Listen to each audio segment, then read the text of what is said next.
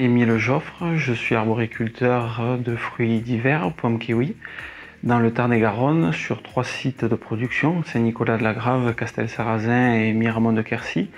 On cultive 60 hectares et nous nous lançons dans une conversion bio sur 5 hectares. Je me suis installé sur l'exploitation familiale il y a une dizaine d'années avec mon père. Après une restructuration financière, nous avons ensemble travaillé à redynamiser l'exploitation par un changement de coopérative. Aujourd'hui, nous comptons 4 permanents et 50 saisonniers occasionnels et nous travaillons tous les jours pour pérenniser notre outil d'exploitation.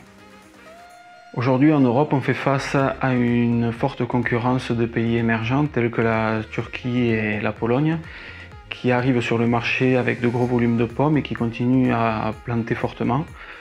Au niveau de la coopérative, nous avons fait le choix de variétés club, qui sont des variétés encadrées sur le plan des plantations, mais aussi sur des stratégies marketing qui nous permettent d'avoir une meilleure rémunération de nos produits, de se différencier de cette masse de production qui arrive de ces pays émergents. Nous avons joué à 100% le jeu de la coopérative et planté tous nos droits en variété club.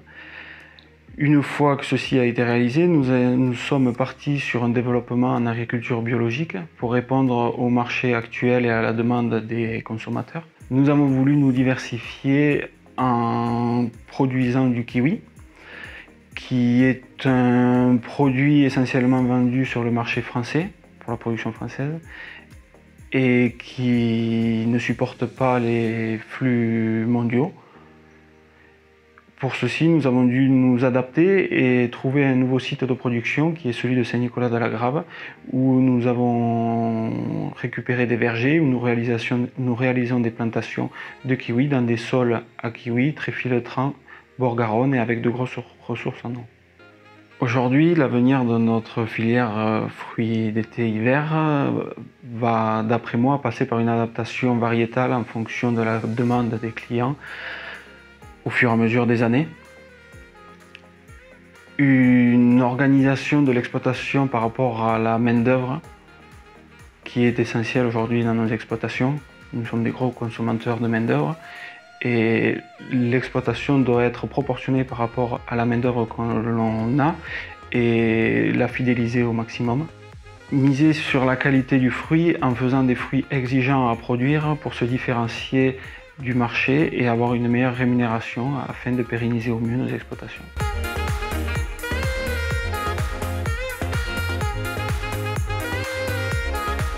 En 2018, le produit pomme a diminué de 5%. La hausse du prix de vente n'a pas pu compenser en totalité la baisse du rendement.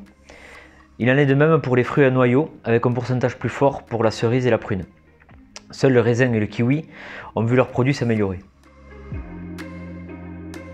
Le produit arboricole est en hausse, mais des incertitudes subsistent.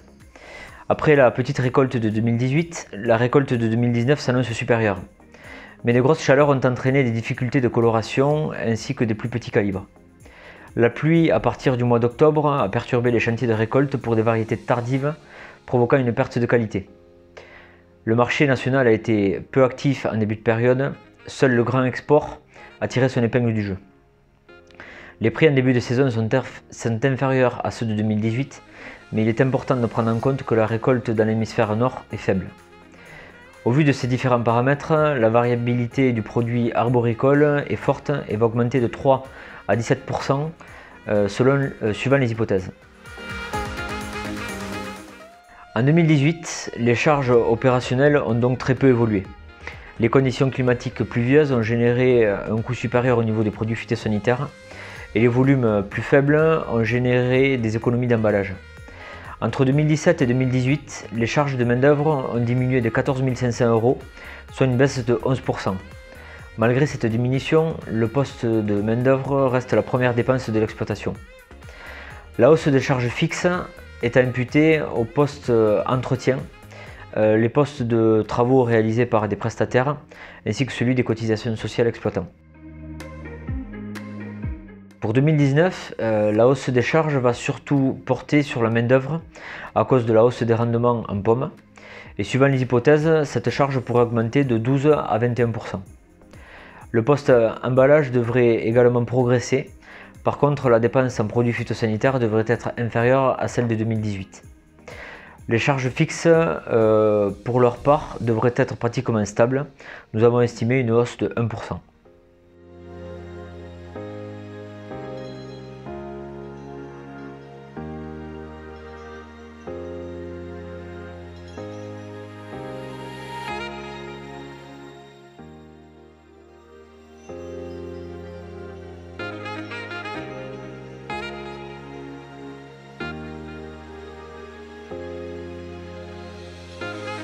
Depuis quelques années, les résultats moyens sont bien orientés, mais les résultats de 2018 ont diminué. La campagne 2019 s'annonçait plutôt bien que les conditions climatiques en fin de campagne aient compromis la qualité pour certaines variétés à haut potentiel. La campagne de commercialisation est loin d'être achevée et la faible récolte européenne peut maintenir les prix de vente à un bon niveau. Quelle que soit l'année, il existe de fortes disparités au niveau des résultats entre les entreprises. La situation géographique, la technicité du producteur, la surface en verger et les variétés cultivées ainsi que le réseau commercial sont des facteurs déterminants dans la réussite des exploitations.